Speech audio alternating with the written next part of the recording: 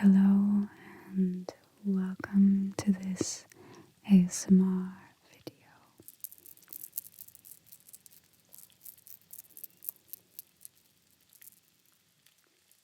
Today we're going to be talking about the Akashic records. More generally, I'm going to be discussing with you the AKASH.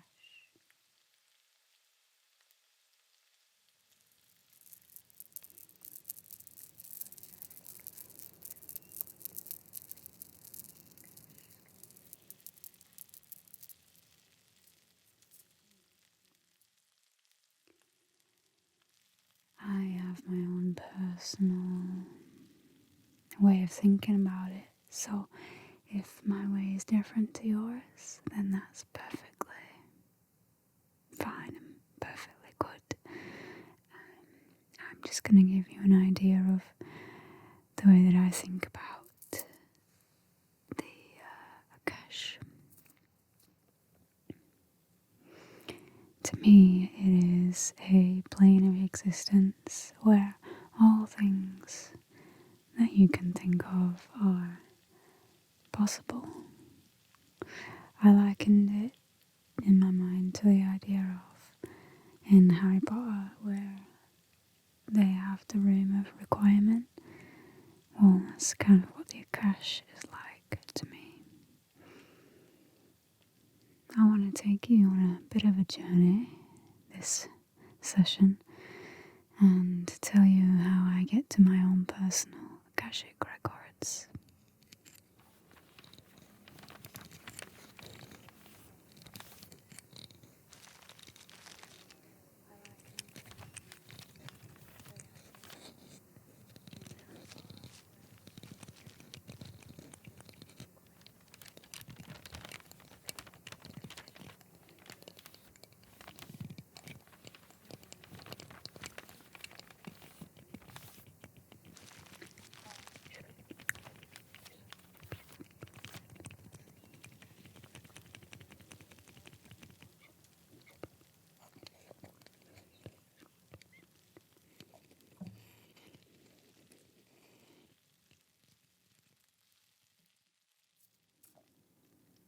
I think it started for me developing this safe haven in my mind where I could go maybe around 8 years ago when I started to think about something that I now call an ancient house.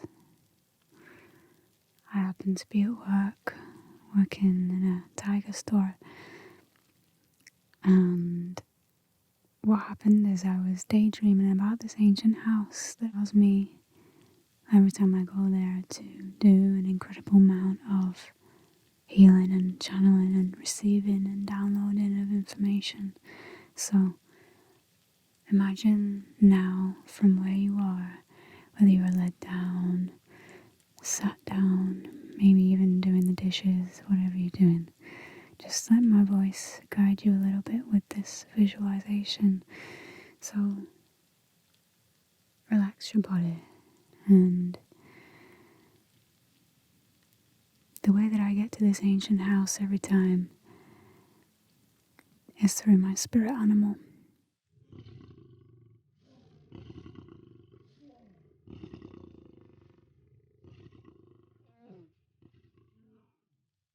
If you want to climb on your spirit animal's back and go to this ancient house with me, please do. Just imagine yourself now preparing to go on this journey or reach my ancient house in some natural territory. As I go towards the door, I see colours, I see plants, I see a beautiful looking space. And inside of the house to my left is a lounge, a living room, and it's dedicated to the element of fire. And when I go into this room, I feel deep comfort, I feel deep amounts of power. Just really feel into every muscle if you can. Your fingers, your toes, your knees, your calves, your chest, your shoulders, your head, everything. And you're feeling quite powerful in your body now, and you go next to the staircase in this house. There's stairs leading down into the basement, stairs leading up into the sky, and between those stairs is a doorway. It's almost secret, but you can see this doorway, and you go inside of this doorway, and it leads you into a giant library. And it is the element of air that resides in here. In here you can find much of our collective past and history within these books. You can also stand in the middle of this library and ask for your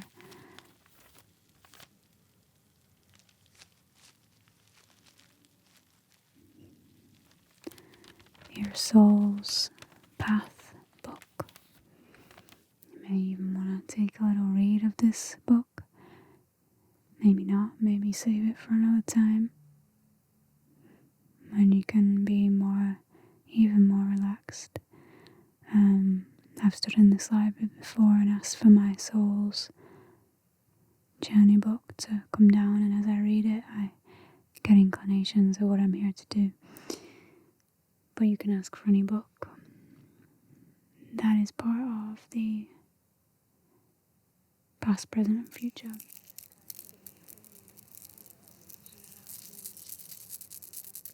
And then we come out of the library and we go into the ether room on the other side of the house, and inside of this ether room is colour and light and possibilities for creation.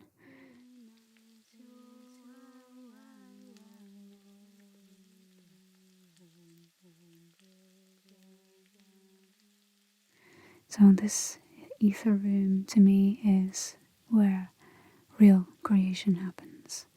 It's where past, present and future become one, and parallel universes exist all before you. In this ether room you can see every single potentiality right before you, and you want to choose the potential path that you can see before you that resonates the most. And by doing this, you're throwing a stone into this path that is your potential for the future, your potential for the present, and you're pulling this path towards you. And so you can spend as much time there as you like. That's the premise of the ancient house that takes me to my Akashic records.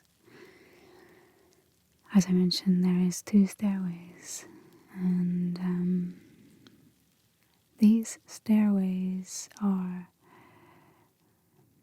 leading you to your personal subconscious when you go down into the lower levels, and when you go up into the higher levels, it's leading you to your supra consciousness or super consciousness.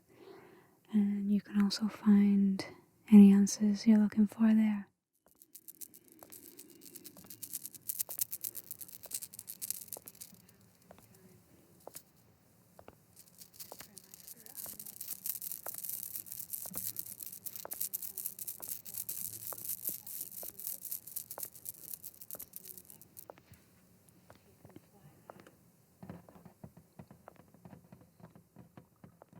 The reason that we do this walk through the elements first is so that we can set sacred space and prepare ourselves to really receive the information as openly and clearly as we possibly can. We're cleansing ourselves with the elements in this way by making sure we're a pure channel by the time that we get to this supra consciousness, this our highest potential when we get there, we want to be as open as we can be. And from there, we are explorers. That's what I really want to hone in here, because there are many different cases, scenarios, experiences you can have when you visit the AKASH. Sometimes it can be a rite of passage. Other times it can be initiation. Another time it can be a creation, a download. It can be a remote viewing of a past life. It can be a creation of a future moment to come. There's many, many possibilities, and the key thing is to explore them. You may want answers to things, and it's good to go in there with some questions, or at least have a theme dedicated to why you want to visit the AKASH, because if you have a theme, you're more likely to find the answer. It's kind of like when you type into a search engine what you want to find, you're going to use key terms to get there. So in this case, with the Akashic Records, you kind of want to use some key terms to not feel like you're too much just floating in space and time and not really knowing what to accomplish during it.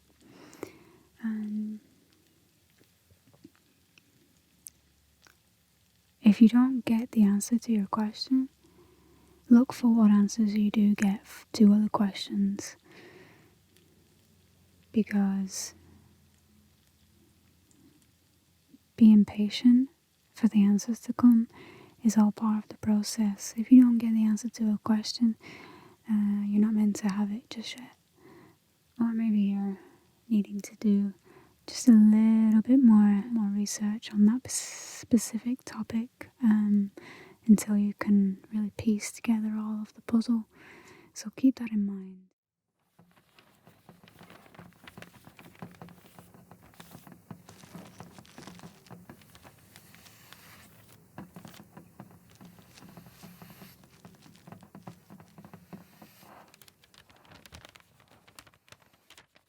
One of the things that I had, for example, in one of my Akashic record visits was that I was in the garden and a lot of these stone creatures rolled toward me, and there was a big army of these stone boulders in front of me, and the leader of this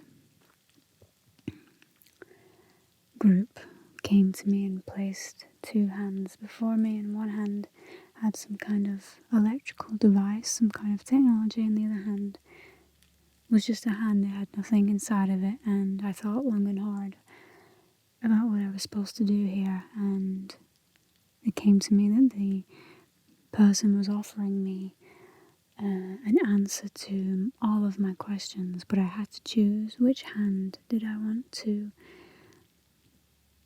use to get it. And I got an instant download that the technology piece that was in this hand would show me exactly the answer, or show me how to get to where I needed to go very quickly.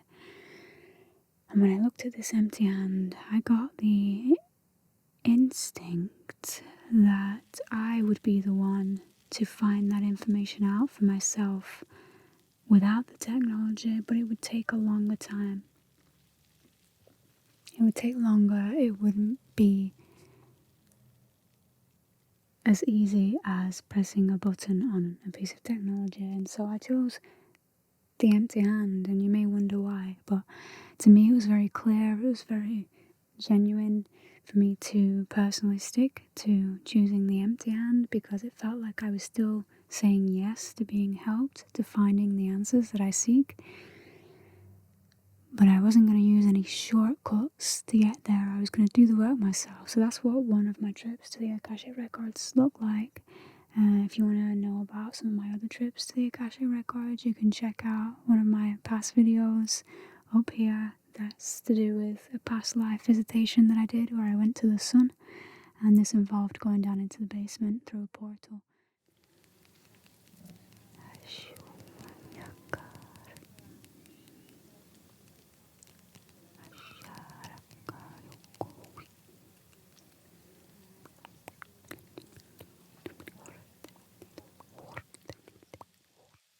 know that the AKASH, what I was talking about, this all-encompassing field of existence, is actually pouring into our reality. So you can imagine the AKASH as this big waterfall, and it's the source of everything, and it's all potential, and it's pouring. Say this is our reality down here, it's pouring into our reality and below, and so it's always, the two worlds are connected. They're this one and the same. There is a difference though when you go to the AKASH in that you can bend time and space. You can imagine anything at all and it be right in front of you.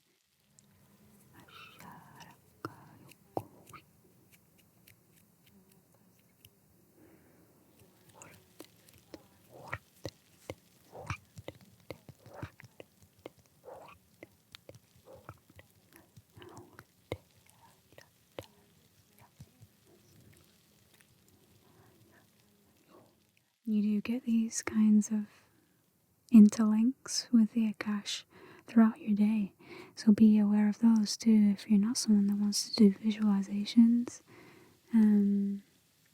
But I would recommend it because going to this ancient house is something I've wanted to share with you for a while, because it's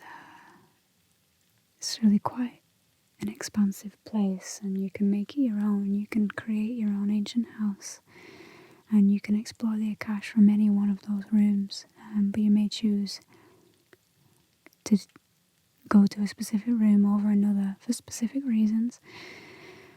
And as I say, that I would ask the question every single time you have an experience there, what does this mean?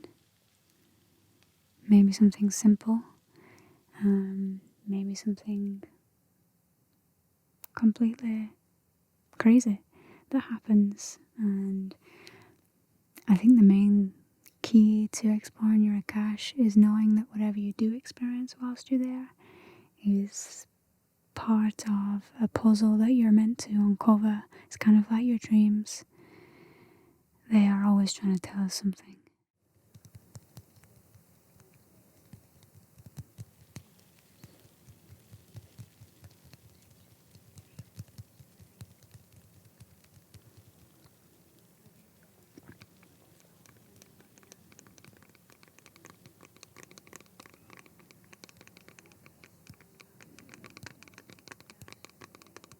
We can uncover deeper meaning just in looking into one word that was said, or thinking into a conversation we had, or a place that we were in.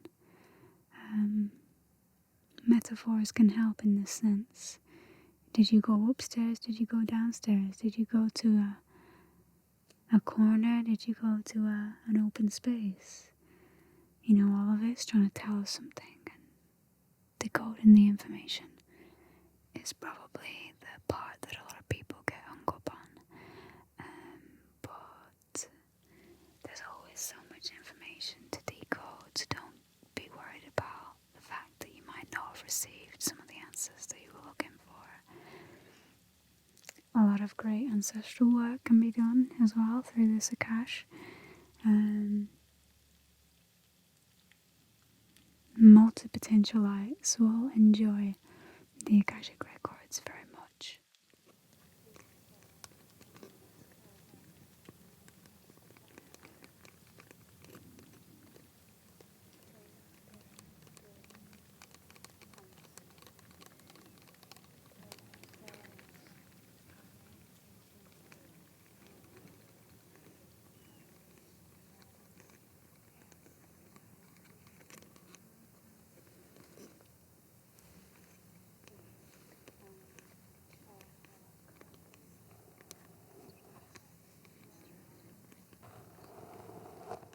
I'd like to say that we all have the potential to go to this AKASH, and we all go there differently.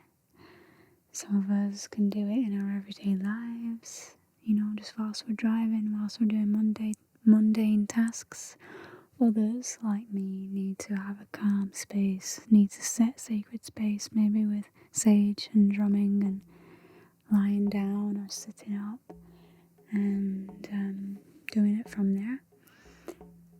Personally, I like to close my eyes because it opens my inner eye, and from there I get many visuals, and the story unfolds before me that I need to journey into.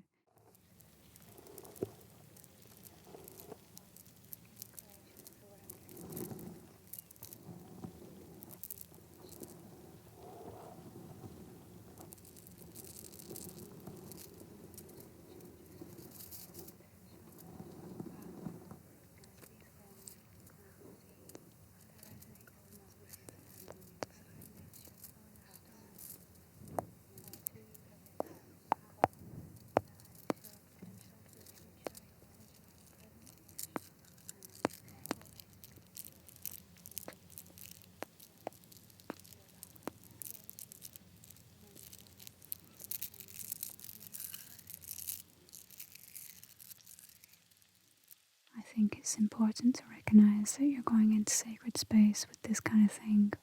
Otherwise, if you don't set sacred space, you won't be as open to the information coming through. You'll think it's kind of not useful, and you may not even receive all of the information that you would like, because it's not safe when you're kind of still in your monkey brain, if that makes sense.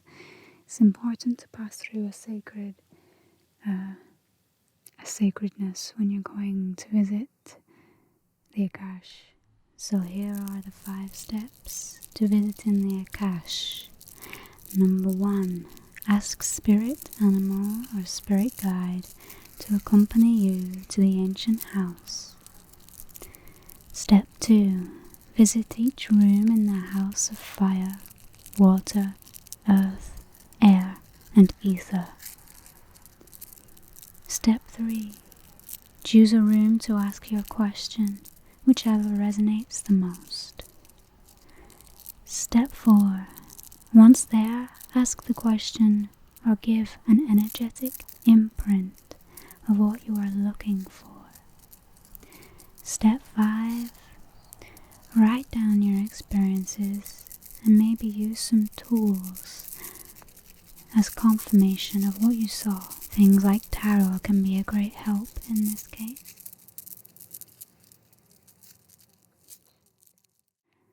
So you can call upon any kind of spirit animal, spirit angel, spirit guide to help you.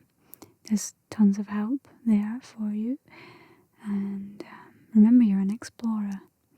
So have fun exploring, and I will speak to you in the next video.